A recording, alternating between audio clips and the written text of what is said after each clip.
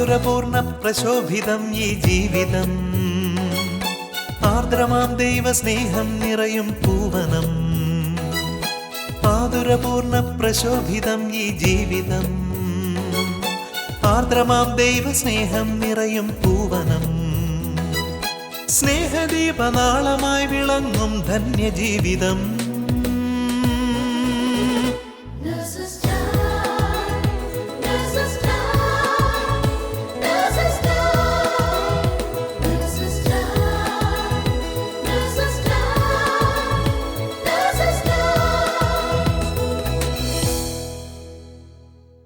ഈശോ മിശിഹായ്ക്ക് സ്തുതിയായിരിക്കട്ടെ.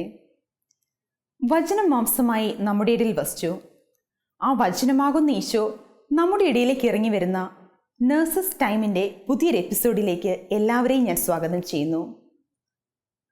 വിശുദ്ധ ലൂക്കായുടെ സുവിശേഷം 24 അധ്യായം 32 വാക്യത്തിൽ ഇങ്ങനെ നാം വായിക്കുന്നുവല്ലോ: അവർ പരസ്പരം പറഞ്ഞു, വഴിയിൽ വെച്ച് അവൻ വിശുദ്ധ ലിഖിതം വിശദീകരിച്ചുകൊണ്ട് നമ്മോട് സംസാരിച്ചപ്പോൾ നമ്മുടെ ഹൃദയം ജ്വലിച്ചിരുന്നില്ലേ?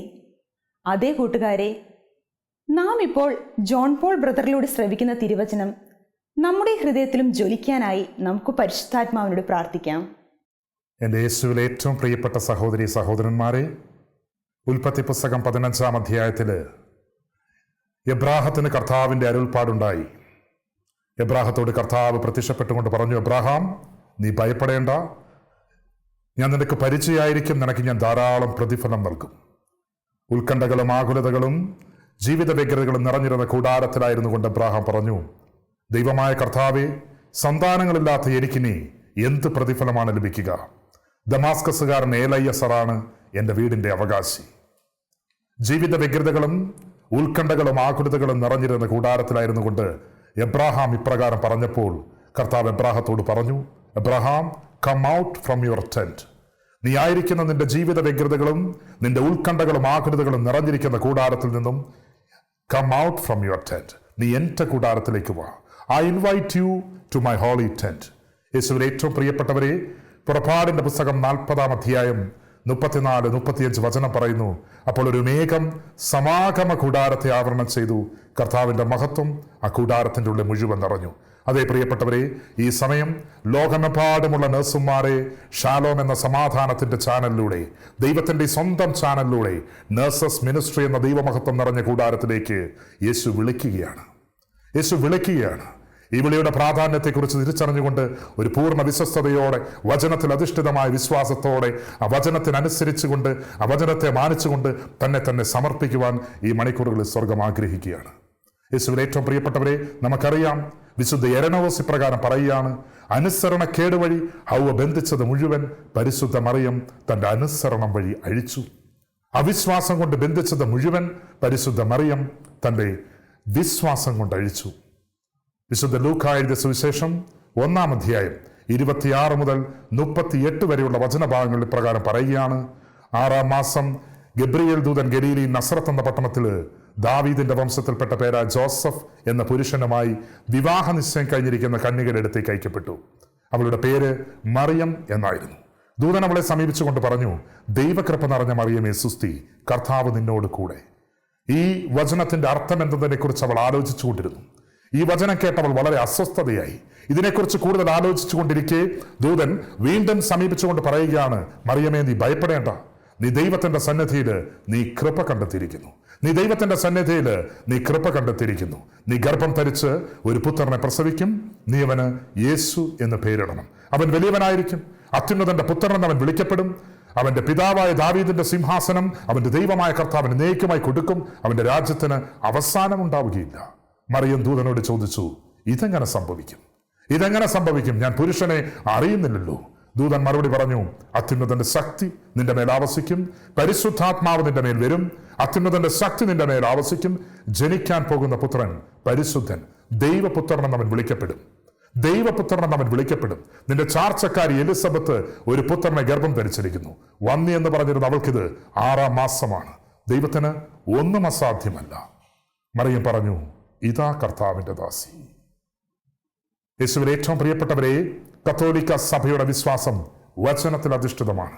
ദൈവവചനത്തിൽ അധിഷ്ഠിതമായ വിശ്വാസത്തോടെ പരിശുദ്ധ മറിയം പിതാവായ ദൈവം ഗബ്രിയേൽ ദൂതനിലൂടെ നൽകിയപ്പെട്ട സന്ദേശം പൂർണ്ണമായി സ്വീകരിച്ചുകൊണ്ട് ഹൃദയത്തിൽ സംഗ്രഹിച്ചുകൊണ്ട് തന്നെ തന്നെ സമർപ്പിക്കുന്നു, അനുസരണം കാട്ടുന്നു.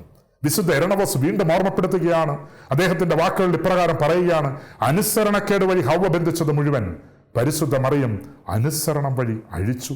അവിശ്വാസം കൊണ്ട് ഹവ്വ ബന്ധിച്ചത് മുഴുവൻ പരിശുദ്ധ മറിയം വിശ്വാസം കൊണ്ട് അഴിച്ചു.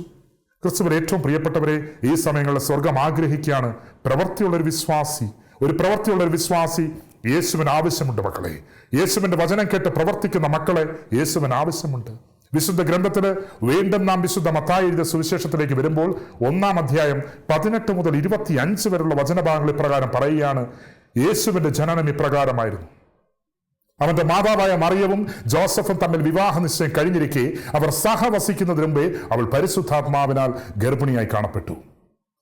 അവളുടെ ഭർത്താവ് ജോസഫ് തികച്ചും നീതിമാനാകിയാലും അവളെ അപമാനിക്കാൻ ഇഷ്ടമില്ലാതെ ആകിയാലും അവൻ അവളെ രഹസ്യമായി ഉപേക്ഷിക്കാൻ തീരുമാനിച്ചു. ഇതേക്കുറിച്ച് അവൻ ആലോചിച്ചു കൊണ്ടിരിക്കെ കർത്താവിന്റെ ദൂതൻ സ്വപ്നത്തിൽ പ്രത്യക്ഷപ്പെട്ടുകൊണ്ട് അവനോട് പറഞ്ഞു: ദാവീദിന്റെ പുത്രനായ ജോസഫ്, മറിയത്തെ ഭാര്യയെ സ്വീകരിക്കുന്നതിൽ നീ ശങ്കിക്കണ്ട. അവൾ ഗർഭം ധരിച്ചിരിക്കുന്നത് പരിശുദ്ധാത്മാവിൽ നിന്നാണ്. അവൾ ഒരു പുത്രനെ പ്രസവിക്കും. നീ അവന് യേശു എന്ന് പേരിടണം. അവൻ തന്റെ ജനത്തെ അവരുടെ പാപങ്ങളിൽ നിന്നും മോചിപ്പിക്കും. അവൻ വലിയവനായിരിക്കും.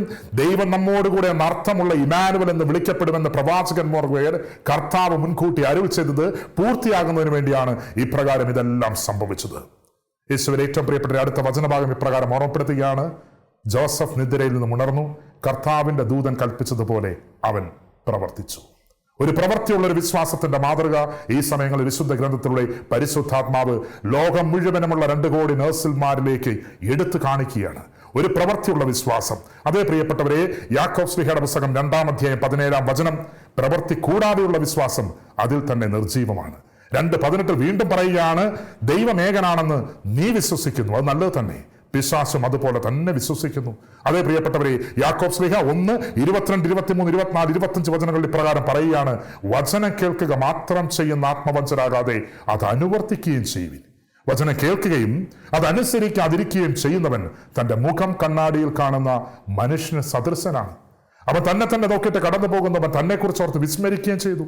കേട്ടത് മറക്കുന്നവനല്ല, കേട്ടത് പ്രവർത്തിക്കുന്നവനാണ് പൂർണ്ണമായ നിയമത്തെ ഗ്രഹിക്കുകയും അതിൽ ഉറച്ചു നിൽക്കുകയും ചെയ്യുക. തൻ്റെ എല്ലാ പ്രവർത്തികളിലും അവൻ അനുഗ്രഹീതനാണെന്ന് വചനം നമ്മെ ഈ സമയങ്ങളിൽ പഠിപ്പിക്കുകയാണ്. യേശുവിൽ ഏറ്റവും പ്രിയപ്പെട്ടവരെ, നാം അറിയേണ്ട ഏറ്റവും വലിയൊരു പ്രധാനപ്പെട്ട കാര്യമാണ് പരിശുദ്ധ മറിയം പിതാവായ ദൈവം നൽകിയ സന്ദേശം തന്റെ ഹൃദയത്തിൽ വചനത്തിൽ അധിഷ്ഠിതമായി സ്വീകരിച്ചുകൊണ്ട് തന്നെ സമർപ്പിച്ചുകൊണ്ട് അനുസരണം കാട്ടുന്നു, ഒരു വലിയ മാതൃക കാട്ടുന്നു. ഈ ഒരു വലിയ മാതൃകയ്ക്ക് മുമ്പിൽ സ്വർഗമേൽപ്പിച്ച ആദ്യത്തെ ഒരു ദൗത്യം മറ്റൊന്നുമല്ല. പരിശുദ്ധ മറിയം ഒരു മിഡ്വൈഫായിട്ട് യൂദയായുടെ മലം പ്രദേശത്തിലൂടെ ഏലീശ പുണ്യവതരികിലേക്ക് ഒരു നേഴ്സായി കടന്നു ചെല്ലുകയായിരുന്നു. The first nurse in the world, in the creativity. ഈ ലോകത്തെ എല്ലാ ക്രിയേഷനിലും എല്ലാത്തിലും ഉപരിയായി ദൈവം അതാദി മുതലേ തന്റെ ഹൃദയത്തിൽ എഴുതി കുറിച്ചു വച്ചിരിക്കുന്ന ഒരു നഴ്സിനെ പരിചയപ്പെടുത്തുകയാണ്. അതേ പ്രിയപ്പെട്ടവരെ, വിശുദ്ധ ലൂക്കാ എഴുതിയ സുവിശേഷം 1-ാം അധ്യായത്തിൽ വീണ്ടും കാണുന്നു 39 മുതലുള്ള വചനത്തിൽ ഇപ്രകാരം പറയുകയാണ്: മറിയം തിടുക്കത്തിൽ യാത്ര പുറപ്പെട്ടു എന്നാണ് വചനം പറയുന്നത്. ആ ദിവസങ്ങളിൽ മലം പ്രദേശത്തിലൂടെ യൂദയായിലെ പട്ടണങ്ങളിലേക്ക് തിടുക്കത്തിൽ യാത്ര പുറപ്പെട്ടു. അവൾ സക്രയുടെ വീട്ടിൽ പ്രവേശിച്ചുകൊണ്ട് എലിസബത്തിന് അഭിവാദനം ചെയ്തു. അവളുടെ അഭിവാദനത്തിന്റെ സ്വരം കേട്ടപ്പോൾ എലിസബത്തിന്റെ ഉദരത്തിൽ ശിശു കുതിച്ചു ചാടി. അവൾ പരിശുദ്ധാത്മാവിൽ നിറഞ്ഞുകൊണ്ട് അവൾ ഉദ്ഘോഷിച്ചു: നീ സ്ത്രീകളിൽ ഏറ്റവും അനുഗ്രഹീതയാണ്, നിന്റെ ഉദരഫലം അനുഗ്രഹീതവും.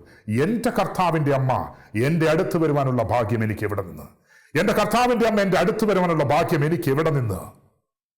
ക്രിസ്തുവിൽ ഏറ്റവും പ്രിയപ്പെട്ടവരെ, ഈ സമയങ്ങളിൽ സ്വർഗം ഒരു വലിയ കാര്യം നമ്മുടെ മുമ്പിലേക്ക് എടുത്തു വെക്കുകയാണ്. കത്തോലിക്ക സഭയുടെ മതബോധന ഗ്രന്ഥത്തിൽ 112ാമത്തെ കണ്ണികയിൽ ഇപ്രകാരം പറയുകയാണ്: ഹൃദയം എന്ന പദം യേശു ക്രിസ്തുവിന്റെ ഹൃദയത്തെ വെളിപ്പെടുത്തുന്ന വിശുദ്ധ ഗ്രന്ഥത്തെ സൂചിപ്പിക്കുന്നു.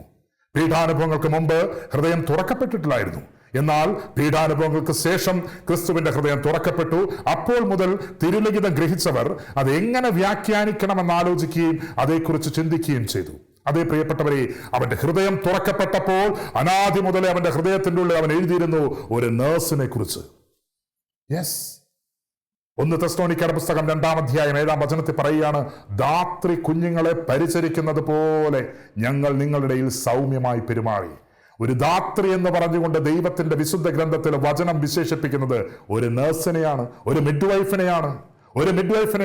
ഇംഗ്ലീഷ് ഹോളി ബൈബിൾ ഇപ്രകാരമാണ് പറയുന്നത്, we were gentle among you like a nurse taking care of her children. ഒരു നേഴ്സ് എന്ന് പറയുന്നതിൽ അഭിമാനിക്കണം. ഈ സമയങ്ങളിൽ ബഹുമാനപ്പെട്ട ഡോക്ടർ ജോണിന്റെ വാക്കുകൾ ഞാൻ കടമെടുക്കുകയാണ്. ഞാൻ ഈ സമയങ്ങളിൽ കടമെടുത്ത് പറയുകയാണ്, നിങ്ങളെല്ലാം ഭൂമിയിലെ മാലാഖമാരാണ്. ദൈവത്തിന്റെ പദ്ധതി അനുസരിച്ച് ദൈവം മുൻകൂട്ടി നിശ്ചയിച്ച് ദൈവത്തിന്റെ വലിയ കാര്യങ്ങൾ ചെയ്യുവാൻ ദൈവം സജ്ജമാക്കിയിരിക്കുന്ന ഈ ഭൂമിയിൽ ദൈവത്തിന്റെ മാലാഖമാരെ പ്രത്യേക പദ്ധതി അനുസരിച്ച് ഈ സമയങ്ങൾ വിളിക്കുകയാണ്. 1 തെസ്സലോനിക്കർ 2-ാം അധ്യായം 13-ാം വചനം പറയുകയാണ്, ക്രിസ്തുവിന്റെ ഏറ്റവും സഹോദര വാചനങ്ങളായി oh my dear brothers and sisters in Christ എന്നാണ് വചനം പറയുന്നത്. യെസ്, ആത്മാവ് മുഖേനയുള്ള വിശുദ്ധീകരണത്താലും സത്യത്തിലുള്ള വിശ്വാസത്താലും രക്ഷയ്ക്കുള്ള ആദ്യ ഫലമായി ദൈവം നിങ്ങളെ പ്രത്യേകം തെരഞ്ഞെടുത്തിരിക്കുന്നു. വിശുദ്ധ യോഹന്നാൻ 6:44 പറയുന്നു, പിതാവിൻ ആകർഷിക്കപ്പെടാതെ ആർക്കും എൻ്റെ അടുക്കൽ വരുവാൻ സാധിക്കില്ല. വിശുദ്ധ യോഹന്നാൻ 6:65 പറയുന്നു, എൻ്റെ പിതാവിന്റെ വരം ലഭിച്ചാലല്ലാതെ ആർക്കും എൻ്റെ അടുക്കൽ വരുവാൻ സാധിക്കില്ല. വിശുദ്ധ യോഹന്നാൻ 6:37-38 പറയുകയാണ്, പിതാവ് നൽകുന്നവരെല്ലാവരും എൻ്റെ അടുക്കൽ വരും, എൻ്റെ അടുക്കൽ വരുന്നവരെ ഞാൻ ഒരിക്കലും തള്ളിക്കളയുകയില്ല. വിശുദ്ധ യോഹന്നാൻ എഴുതിയ സുവിശേഷം വീണ്ടും 15:16 പറയുകയാണ്, നിങ്ങൾ എന്നെ തെരഞ്ഞെടുക്കുകയല്ല ചെയ്തത്, ഞാനാണ് നിങ്ങളെ തെരഞ്ഞെടുത്തത്. നിങ്ങൾ പോയി ഫലം പുറപ്പെടുവിക്കേണ്ടതിനും നിങ്ങളുടെ ഫലം നിലനിൽക്കുന്നതിനും വേണ്ടി ഞാൻ നിങ്ങളെ നിയോഗിച്ചിരിക്കുന്നു. ഒരു നേഴ്സ് ഭൂമിയിലെ മാലാഖയാണ് പ്രിയപ്പെട്ടവരെ, ഭൂമിയിലെ ഏറ്റവും പ്രധാനപ്പെട്ട ഒരു മാലാഖയാണ്. കർത്താവിന്റെ ഹൃദയത്തില് തുറക്കപ്പെടുന്നതിന് മുമ്പ് തന്നെ വചനം മാംസം ധരിച്ച് പരിശുദ്ധ മറിയത്തിന്റെ ഉദരത്തിലായിരിക്കുമ്പോൾ തന്നെ അതിന് മുമ്പേ പിതാവിന്റെ പദ്ധതിയാണ് പ്രിയപ്പെട്ടവരെ ഈ നഴ്സിംഗ് എന്ന അനുഗ്രഹിക്കപ്പെട്ട പ്രൊഫഷൻ. വിശുദ്ധ മദർ തെരേസമ്മ പറയുകയാണ്, your profession is not a simple profession. ഈ പ്രൊഫഷൻ ഒരു സാധാരണ പ്രൊഫഷൻ അല്ല. It works as a consecrated love because you are dealing with the life which is created by the God in his own image. ദൈവം തന്റെ സ്വന്തം ഛായയിൽ സൃഷ്ടിച്ചിരിക്കുന്ന മനുഷ്യന്റെ ജീവനെ പരിചരിക്കുവാൻ, ശുശ്രൂഷിക്കുവാൻ ദൈവം അനാദി മുതലേ രൂപപ്പെടുത്തി തെരഞ്ഞെടുത്ത് ദൈവം മാതാവിന്റെ ഉദരത്തിലായിരിക്കുമ്പോൾ തന്നെ നേഴ്സ് എന്ന മുദ്ര കുത്തി കർത്താവ് വിളിച്ചിരിക്കുകയാണ്. ധാത്രി കുഞ്ഞുങ്ങളെ പരിചരിക്കുന്നത് പോലെ ഒരു മിഡ്വൈഫ്. യെസ്, പരിശുദ്ധ മറിയത്തിന്റെ ഈ സമർപ്പണത്തിലൂടെ ഒരു വലിയ കാര്യം ഈ സമയങ്ങളിൽ സ്വർഗം നമ്മളെ പഠിപ്പിക്കുകയാണ്. കേൾക്കുന്ന വചനത്തെ മാനിച്ചുകൊണ്ട് ആ വചനം ഹൃദയത്തെ സ്വീകരിച്ചുകൊണ്ട് സമർപ്പിക്കണം. ജീവിത വ്യഗ്രതകൾ നിറഞ്ഞിരിക്കുന്ന കൂടാരത്തിൽ നിന്നും എബ്രാഹാം പുറത്തേക്ക് ഇറങ്ങി വന്നപ്പോൾ തന്നെ കർത്താവ് എബ്രാഹത്തോട് പറഞ്ഞു, എബ്രാഹാം, നീ നോക്കിക്കേ, ഈ ആകാശത്ത് മിന്നിത്തിളങ്ങി തൂങ്ങിക്കിടക്കുന്ന ഈ നക്ഷത്രത്തിന്റെ എണ്ണം എടുക്കാൻ നിനക്ക് സാധിക്കുമോ? ഇതുപോലെ ഞാൻ നിനക്ക് സന്താനങ്ങളെ നൽകി അനുഗ്രഹിക്കും. എബ്രാഹാം ദൈവമായ കർത്താവിൽ വിശ്വസിച്ചു. അവിടുന്ന് അവന് സകലതും നന്മയ്ക്കായി പരിണമിക്കപ്പെട്ടു. ക്രിസ്തുവിൽ ഏറ്റവും പ്രിയപ്പെട്ടവരെ, പത്രോസ്ലീഹാനെ കർത്താവ് വിളിക്കുന്നത് ഗലീല കടൽ തീരത്ത് വെച്ചാണ്. വിശുദ്ധ മത്തായി എഴുതിയ സുവിശേഷം 4-ാം അധ്യായം 18-ാം വചനം, തന്റെ സഹോദരനുമായ അന്ത്രയോസുമായി മീൻ പിടിച്ചുകൊണ്ടിരിക്കെ കർത്താവ് വന്ന് വിളിക്കുകയാണ്, എന്നെ അനുഗമിക്കുക, ഞാൻ നിന്നെ മനുഷ്യരെ പിടിക്കുന്നവരാക്കാം. നീ എന്നെ അനുഗമിക്കുക. തൽക്ഷണം വഞ്ചിയും വലയും ഉപേക്ഷിച്ച് അവനെ അനുഗമിച്ചു. പ്രിയപ്പെട്ടവരെ, ഒരു വിശ്വസ്തയോടെ അവന്റെ വിളിക്ക് പ്രത്യുത്തരം നൽകി പത്രോസ്ലീഹ അവനെ അനുഗമിച്ചു. ഒരു സ്ഥലത്ത് പോലും പ്രിയപ്പെട്ടവരെ യേശു അവന്റെ മുഖം ലജ്ജിതനാകുവാൻ അനുവദിച്ചിട്ടില്ല. അപ്പോസ്തലപ്രവർത്തനങ്ങളുടെ പുസ്തകം 9-ാം അധ്യായം 32-33 വചനത്തിൽ പത്രോസ്ലീഹ 8 വർഷം തളർവാദ രോഗം പിടിപെട്ട് കിടക്കുന്ന അനന്യാസ് എന്ന് പറയുന്ന മകന്റെ അരികിലേക്ക് ചെന്നുകൊണ്ട് പറയുകയാണ്, അനന്യാസ്, എന്റെ യേശു ക്രിസ്തു നിന്നെ സുഖപ്പെടുത്തുന്നു, എഴുന്നേറ്റ് നിന്റെ കിടക്ക ചുരുട്ടുക. തൽക്ഷണം 8 വർഷം തളർവാദ രോഗം പിടിപെട്ട് കിടന്ന അനന്യാസ് എഴുന്നേറ്റ് തന്റെ കിടക്ക ചുരുട്ടി. വീണ്ടും കാണുന്നു അപ്പോസ്തലപ്രവർത്തനങ്ങളുടെ പുസ്തകം 3-ാം അധ്യായം 1 മുതൽ 10 വരെയുള്ള വചനം.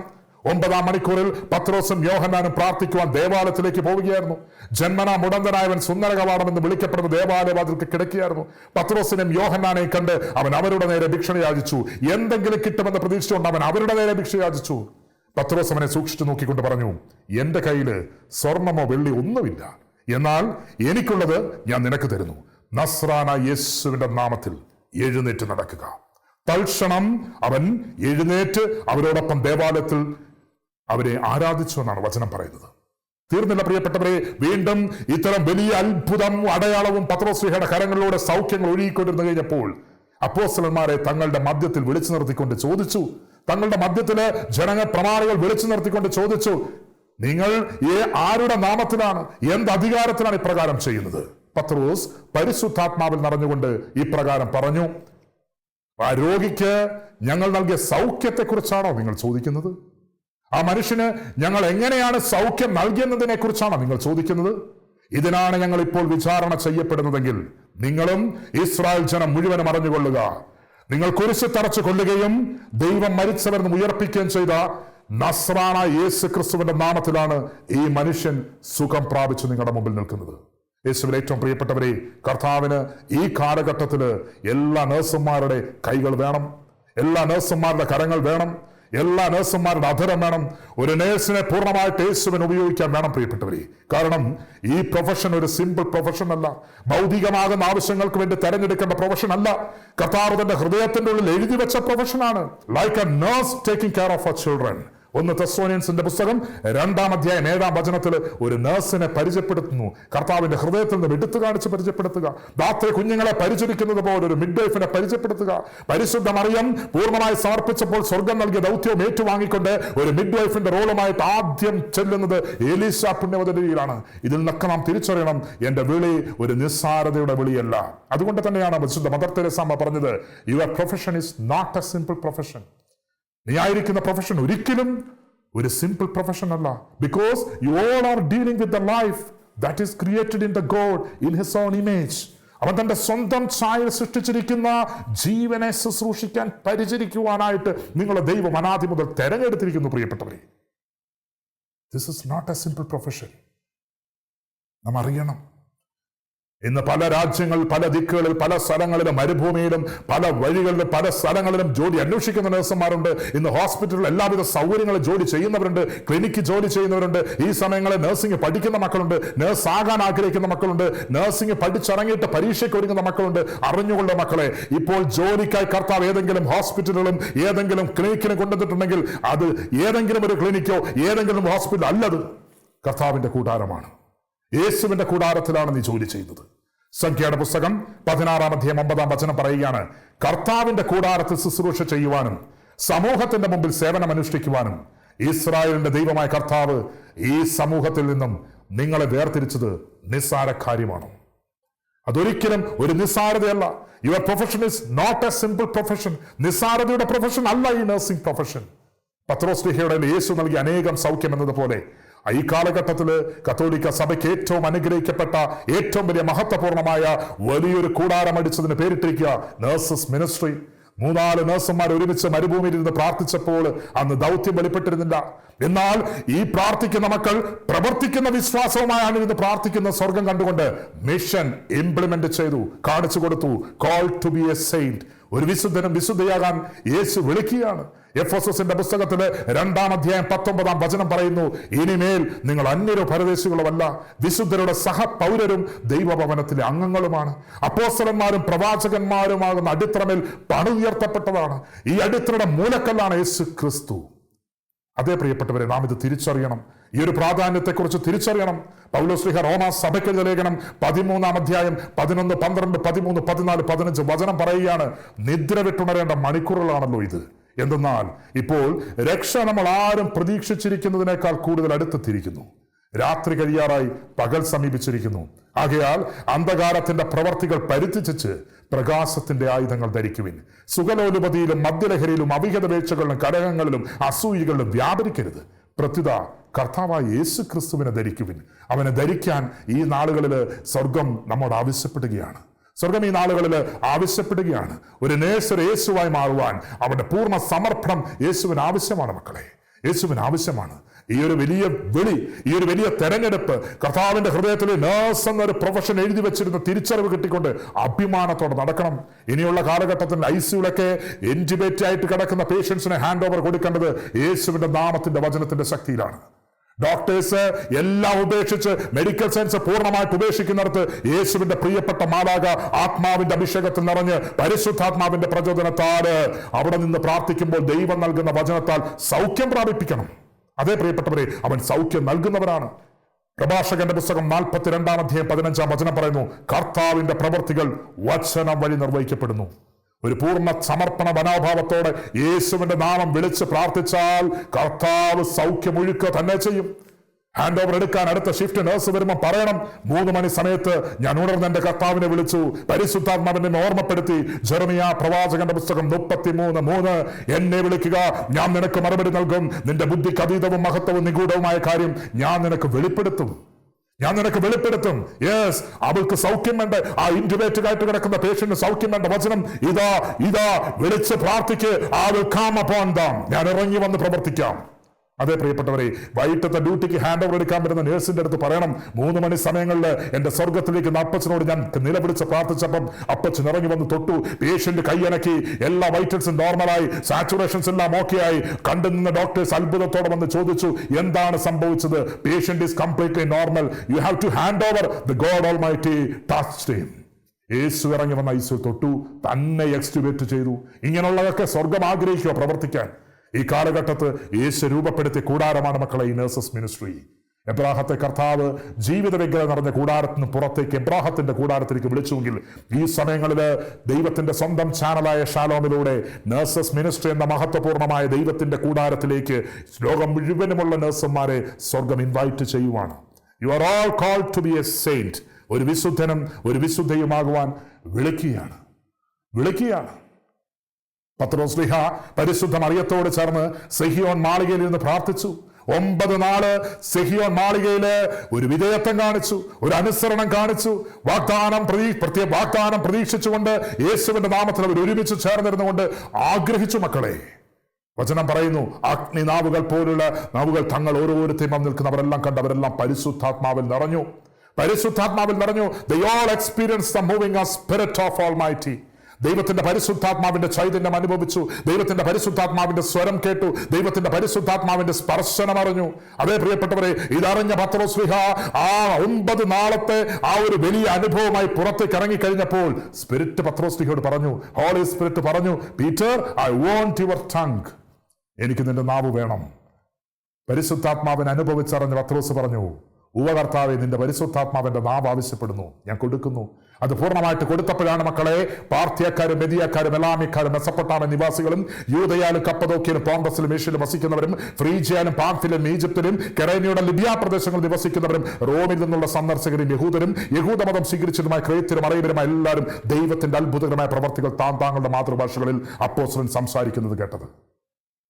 The God Almighty wants your hands. ഏറ്റവും പ്രധാനപ്പെട്ട എൻ്റെ പ്രിയപ്പെട്ട നഴ്സുമാരെ, എൻ്റെ സഹോദരി സഹോദരന്മാരെ, നിങ്ങളുടെ കരം യേശുവിന് ആവശ്യമുണ്ട്. നിങ്ങളുടെ കാലുകൾ യേശുവിന് ആവശ്യമുണ്ട്. ഞാൻ ഈ സമയങ്ങളിൽ ഒരു കാര്യം ഓർക്കുകയാണ്. പാപത്തിൽ ജീവിച്ചിരുന്നൊരു മകൻ, പുകവലി, മദ്യപാനം, മയക്കുമരുന്ന്, ആവശ്യമില്ലാത്ത എല്ലാ ദുഷിച്ച ചിന്തകളിലും പെട്ടുകടന്ന മകൻ, വീട്ടുകാരും നാട്ടുകാരും എല്ലാം ഉപേക്ഷിച്ചു. 10 മാസം ചുമന്നീറ്റുന്നതോടുകൂടി പ്രസവിച്ച അമ്മ പോലും പറഞ്ഞു മരിച്ചുകൂടെ പോയി. എല്ലാവരും ഉപേക്ഷിച്ചു. ഒരു വിവാഹത്തിലൂടെ തങ്ങളുടെ ജീവിതത്തിൽ മക്കളെ തിരിച്ചു കിട്ടുമെന്നുള്ള ഒരു പ്രത്യാശയില് മാതാപിതാക്കൾ ആ മകനെ വിവാഹം കഴിപ്പിക്കുന്നു. ഒരുപാട് സ്വപ്നം കണ്ട് ആ ജീവിതത്തിലേക്ക് കടന്നു വന്ന മകള് 5.5 വർഷം കണ്ണുനീരോടുകൂടി പ്രാർത്ഥിച്ചു. ഒരുപാട് വേദന അനുഭവിച്ചു.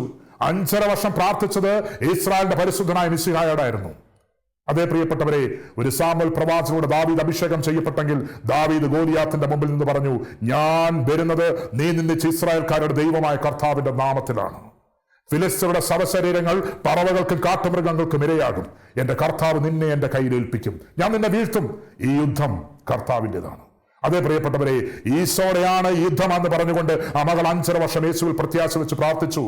സ്വർഗത്തിൽ നിന്നും അവൻ ഇറങ്ങി വന്ന് തൊട്ടു. ആ പാപത്തിൽ കടന്ന മകനെ തൊട്ടു. ആ മകന്റെ ഹൃദയത്തിൽ യേശു ജനിച്ചു. ആ മകൻ ഇന്ന് മറ്റൊന്നും അറിയണ്ട. പൗലോസ്ലീഹ പറഞ്ഞതുപോലെ ഫിലിപ്പി 1:21, എനിക്ക് ജീവിതം ക്രിസ്തു, മരണം നേട്ടവുമാണ്. പൗലോസ്ലീഹ പറഞ്ഞു. പൗലോസ്ലീഹ റോമാ സഭയ്ക്ക് 10:15 സുവിശേഷം പ്രസംഗിക്കുന്ന പാതകൾ എത്ര സുന്ദരം. വീണ്ടും അദ്ദേഹം പറഞ്ഞു 1 കൊരിന്ത്യർ 9:15, സുവിശേഷം പ്രസംഗിക്കുന്നെങ്കിൽ അതിലെനിക്ക് അഹംഭാവത്തിന് വകയുണ്ട്. അതെന്റെ കടമയാണ്. പ്രസംഗിക്കുന്നില്ലെങ്കിൽ എനിക്ക് ദുരിതം. സ്വമനസ്സാ ഞാനിത് ചെയ്യുന്നുവെങ്കിൽ എനിക്ക് പ്രതിഫലമുണ്ട്. വീണ്ടും പറഞ്ഞു 1 കൊരിന്ത്യർ 4:15, സുവിശേഷ പ്രസംഗം വഴി യേശു ക്രിസ്തുവിനെ തന്നെ ജനിപ്പിച്ചത് ഞാനാണ്. വീണ്ടും പറഞ്ഞു 1 കൊരിന്ത്യർ 2:2, നിങ്ങളുടെ ഇടയിലായിരിക്കുമ്പോൾ യേശു ക്രിസ്തുവിനെ കുറിച്ചല്ലാതെ അതും ക്രൂശിതനായതിനെ കുറിച്ചല്ലേ മറ്റൊന്നിനെ കുറിച്ചും അറിയേണ്ടതില്ലെന്ന് ഞാൻ തീരുമാനിച്ചു. അതേ പ്രിയപ്പെട്ടവരെ, ആ മകള് കണ്ണുനീരോടുകൂടി യേശുവിനോട് പ്രാർത്ഥിച്ചപ്പോൾ അവൻ ഇറങ്ങി വന്ന് തൊട്ടപ്പം ആ മകന്റെ ജീവിതത്തിൽ, പാപത്തിൽ കടന്നവന്റെ ജീവിതത്തിന്റെ ആ മധ്യത്തിലേക്ക് യേശു ഇറങ്ങി വന്ന് ഒരു പുതു സൃഷ്ടിയായിട്ട് മാറ്റി. ക്രിസ്തുവിൽ ഏറ്റവും പ്രിയപ്പെട്ടവരെ അത് മറ്റാരുമല്ല, ഇന്ന് നിങ്ങളുടെ മുമ്പിൽ നിൽക്കുന്ന ഈ ജോൺ പോളാണ്. ഈ ജോൺ പോളിന്റെ ജീവിതത്തിൽ വന്ന മാറ്റം, യേശു നൽകിയ മാറ്റം, യേശു നൽകിയ പുതു ചൈതന്യം കണ്ടുകൊണ്ട് ഒരു വിജാതീയ പശ്ചാത്തലത്തിലായിരുന്ന എന്റെ അപ്പച്ചൻ, എന്റെ അമ്മച്ചി, എന്റെ അനിയൻ യേശുവിനെ തന്റെ ഹൃദയത്തിൽ ജനിക്കുവാൻ ആഗ്രഹിച്ച് പ്രാർത്ഥിച്ചു. ദൈവം അനുവദിച്ചു. ജോസഫ്, മേരി, ഇമാനുവൽ 3 പേരും യേശുവിന്റെ മക്കളായി ഇന്ന് സുവിശേഷ വേല ചെയ്യുകയാണ്. അതേ പ്രിയപ്പെട്ടവരെ, അവർക്ക് ജീവിതം ക്രിസ്തു, മരണം നേട്ടവുമാണ്. ഈ നാളുകളിൽ യേശു നിങ്ങളെ വിളിക്കുകയാണ്. ക്രിസ്തു നമ്മുടെ ഹൃദയത്തിൽ ജനിക്കുവാൻ ഇനി ചുരുങ്ങിയ നാളുകളുള്ളൂ. ഈ ക്രിസ്മസ് എന്ന ദിനത്തിൽ നമുക്ക് ഒരുങ്ങണം, നമ്മുടെ ഹൃദയത്തെ ഒരുക്കണം. യേശു നമ്മുടെ ഉള്ളിൽ ജനിച്ചാൽ മതി പോരാ, ജനിച്ച യേശു വളരണം, ഞാൻ ചെറുതാകണം. ക്രിസ്തു ഉള്ളിൽ ജനിച്ചുകൊണ്ട് യേശു വളരണം, ഞാൻ ചെറുതാകണം. രോഗിക്കിടയിലാണെങ്കിലും അവൻ വളരും, അവൻ വളരുക തന്നെ ചെയ്യും. ക്രിസ്തുവിൽ ഏറ്റവും പ്രിയപ്പെട്ടവരെ, your profession is not a simple profession. ഇതൊരു നിസ്സാരതയുടെ വിളിയല്ല, ഒരിക്കലുമല്ല, ഒരിക്കലുമല്ല. അതുകൊണ്ട് തന്നെ കത്തോലിക്ക സഭയുടെ മതബോധന ഗ്രന്ഥത്തിൽ വീണ്ടും 104-ാമത്തെ ഖണ്ഡികയിൽ പറയുകയാണ്, ദൈവിക ആഹ്വാനം ലോകമെങ്ങും മുഴങ്ങിക്കേൾക്കുന്ന താൻ തെരഞ്ഞെടുക്കപ്പെട്ട അപ്പോസ്തലന്മാരെ ക്രിസ്തു ലോകത്തിന്റെ നാനാഭാഗങ്ങളിലേക്ക് അയച്ചു. ദൈവത്തിന്റെ സഹായത്താൽ ക്രിസ്തു സംഭവം, ക്രിസ്തു പ്രമേഹം ലോകമെങ്ങും പ്രഘോഷിക്കപ്പെടുവാൻ എല്ലാ ക്രൈസ്തവ വിശ്വാസികളും ക്ഷണിക്കപ്പെട്ടിരിക്കുന്നു. Your call is not a simple call. ഇതൊരിക്കലും ഒരു നിസ്സാരതയുടെ വിളിയല്ല. കാരണം അപ്പോസ്തല പ്രവർത്തനങ്ങളുടെ പുസ്തകം 20-ാം അധ്യായം 28, ക്രിസ്തു തന്റെ സ്വന്തം രക്തത്താൽ പണിതീർത്തപ്പെട്ട ദൈവത്തിന്റെ സഭയെ പരിപാലിക്കാൻ പരിശുദ്ധാത്മാവ് നിയോഗിച്ചിരിക്കുന്ന അജപാലകരാണ് നിങ്ങൾ. പരിശുദ്ധാത്മാവ് നിയോഗിച്ചിരിക്കുന്ന അജപാലകരാണ്. You are appointed by the holy spirit and you are anointed with the oil of gladness. സങ്കീർത്തകൻ 45:7. അവൻ ആനന്ദത്തിന്റെ തൈലം കൊണ്ട് നിങ്ങൾ അഭിഷേകം ചെയ്തിരിക്കുന്നു. ഒരിക്കലും വീട്ടിലിരിക്കാനല്ല, ഒരിക്കലും മക്കളെ നോക്കി മക്കളുടെ കാര്യങ്ങളിൽ ഉത്കണ്ഠകളുമായി നിറയാനല്ല, ഒരിക്കലും ജീവിത രേഖകൾ കൊണ്ട് നിറയാനല്ല, സുവിശേഷം പ്രഘോഷിക്കാനാണ്. വിശുദ്ധ ഗ്രന്ഥത്തില് വിശുദ്ധ ലൂക്ക 4:18 കർത്താവിന്റെ ആത്മാവ് എന്റെ മേലുണ്ട്, അത് ദരിദ്രരെ സുവിശേഷം അറിയിക്കുവാനും അടിച്ചമർത്തപ്പെട്ടവർക്ക് സ്വാതന്ത്ര്യവും ബന്ധിതർക്ക് മോചനവും അന്ധർക്ക് കാഴ്ചയും കർത്താവിന് സ്വീകാര്യവും വത്സരവും പ്രഖ്യാപിക്കുവാൻ നിന്നെ അയച്ചിരിക്കുന്നു. യേശുവിൽ ഏറ്റവും പ്രിയപ്പെട്ടവരെ, ഈ സമയങ്ങളിൽ നമ്മുടെ വിളി നമുക്ക് തിരിച്ചറിയാം. നമ്മുടെ ഈ വിളിയുടെ പ്രാധാന്യം നമുക്ക് തിരിച്ചറിയാം. കർത്താവിന് വേണ്ടി നമ്മുടെ ജീവിതം കൊടുക്കാം. യേശുവിനൊരു കൈ വേണം, യേശുവിനൊരു കാല് വേണം. സാമുൽ പ്രവാചകനെ 3 പ്രാവശ്യം യേശു വിളിച്ചു. 3-ാം വട്ടമാണ് സാമുൽ ഇതാ കർത്താവെ ഞാനെന്ന് പറഞ്ഞു, തന്നെ സമർപ്പിച്ചു. സാമുലിലൂടെ കർത്താവ് തന്റെ ദൗത്യം ഇംപ്ലിമെന്റ് ചെയ്തത് മറ്റൊരിടത്തുമല്ല, ദാവീദിലാണ്. ആ സാമുലിന്റെ കരങ്ങളുടെ സ്വർഗം ദാവീദിന് അഭിഷേകം ചെയ്തപ്പോൾ ഗോലിയാത്ത് എന്ന അതിശക്തനായ മല്ലനെ ഇസ്രായേൽ സേനകളുടെ സൈന്യാധിപനായ ദൈവമായ കർത്താവിന്റെ നാമത്തിൽ അവൻ യേശുവിന്റെ നാമത്തിൽ വീഴ്ത്തി. കാരണം ആ യുദ്ധം കർത്താവിൻ്റെതായിരുന്നു. 1 സാമുവേൽ 17-ാം അധ്യായം 45 നിങ്ങൾക്ക് വേണ്ടി യുദ്ധം ചെയ്യാൻ നിങ്ങളുടെ മുന്നിൽ സന്നദ്ധ കാണിച്ചു നിൽക്കുന്ന യേശുവിനെ അറിയണം. നമുക്ക് വേണ്ടി കാൽവരയിൽ ചിന്തി 28,430 തുള്ളി വിലയേറിയ പരിശുദ്ധം രക്തം ചൊരിഞ്ഞ യേശുവിനെ അറിയണം. അതിനാൽ നമുക്ക് ഉണരാം യേശുവിന് വേണ്ടി. ഒരു നേഴ്സ് യേശുവിന് വേണ്ടി ഉണർന്നാൽ ആ ദേശം മുഴുവൻ യേശുവിന് വേണ്ടി ഉണരും, ആ ഹോസ്പിറ്റൽ മുഴുവൻ ഉണരും, ആ patient, bystanders, relatives, doctors, everyone. പ്രിയപ്പെട്ടവരെ, അതിനായിട്ട് ഈ ഒരു തിരിച്ചറിവിലേക്ക് കടന്നു വരാം. ഈ ഒരു തിരിച്ചറിവിലേക്ക് കടന്നു വന്നുകൊണ്ട് a call to be a saint, ഒരു വിശുദ്ധനും വിശുദ്ധയുമാകുവാൻ തീവ്രമായി ആഗ്രഹിച്ചുകൊണ്ട് നഴ്സസ് മിനിസ്ട്രി എന്ന കൂടാരത്തിലേക്ക് ഒരു പൂർണ്ണ സമർപ്പണ മനോഭാവത്തോടെ കടന്നു വരാം. ദൈവം എല്ലാവരെയും സമൃദ്ധമായി അനുഗ്രഹിക്കട്ടെ. Praise the Lord.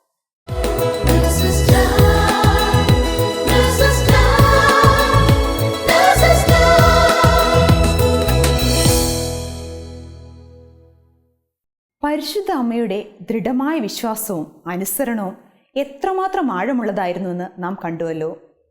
അതുപോലെ 2016 ക്രിസ്മസിനായി ഒരുങ്ങുന്ന നമ്മുടെ ഹൃദയങ്ങളിൽ യേശു വന്നു പിറന്നു കഴിയുമ്പോൾ എത്രമാത്രം നന്മകളാണ് ചുറ്റുമുള്ളവരിലേക്കും രോഗികളിലേക്കും നമുക്ക് പകരുവാൻ കഴിയുന്നതെന്ന് ഒരു നേഴ്സും വചനപ്രഘോഷകനുമായ ജോൺ പോൾ ബ്രദറിലൂടെ നാം ശ്രവിച്ചുവല്ലോ.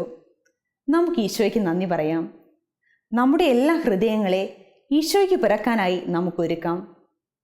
ഈ ലോകത്തിൽ മറ്റെന്തിനേക്കാൾ ഉപരിയായി ഈശോയെ സ്നേഹിക്കുന്ന ഒരു ഹൃദയം നമുക്ക് ഉണ്ണീശോയ്ക്ക് സമ്മാനമായി കൊടുക്കാം. ഈ അവസരത്തിൽ ലോകമെമ്പാടുമുള്ള എല്ലാ നഴ്സുമാരെയും അവരുടെ കുടുംബാംഗങ്ങളെയും പരിശുദ്ധ അമ്മയുടെ വിമല ഹൃദയം വഴി നമുക്ക് ഉണ്ണീശോയ്ക്ക് സമർപ്പിച്ച് പ്രാർത്ഥിക്കാം. ഓരോ നഴ്സും ഒരു വിശുദ്ധനായി വിശുദ്ധിയായി തീരട്ടെ. ദൈവമാതാവും ഞങ്ങളുടെ അമ്മയുമായ കന്യകാമറിയമേ, ഫാത്തിമാനാഥേ, എന്നെയും എൻ്റെ കുടുംബത്തെയും തിരുസഭയെയും മാനവകുലത്തെയും ലോകമെമ്പാടുമുള്ള നേഴ്സുമാരെയും അങ്ങേ വിമല ഹൃദയത്തിന് പ്രതിഷ്ഠിക്കുന്നു. അങ്ങേ ശക്തിയുള്ള സംരക്ഷണത്തിൽ ഞങ്ങളെ കാത്തുകൊള്ളണമേ. അങ്ങ് ഞങ്ങളുടെ നാഥയും സംരക്ഷകയുമാകണമേ. ആത്മീയവും ശാരീരികവുമായ സകല അപകടങ്ങളിലും ക്ലേശങ്ങളിലും നിന്ന് ഞങ്ങളെ രക്ഷിച്ചുകൊള്ളണമേ. എല്ലാറ്റിലും ദൈവേഷ്ടം കണ്ടെത്തി നിറവേറ്റുവാനും യേശുവിൻ്റെ തിരുഹൃദയത്തിന് പ്രീതികരമായ വിധത്തിൽ ജീവിച്ച് സ്വർഗഭാഗ്യത്തിൽ എത്തിച്ചേരുവാനും കാരുണ്യനാഥേ, ഞങ്ങളുടെ സ്നേഹമുള്ള അമ്മേ, ഞങ്ങളെ സഹായിക്കണമേ. ആമേൻ.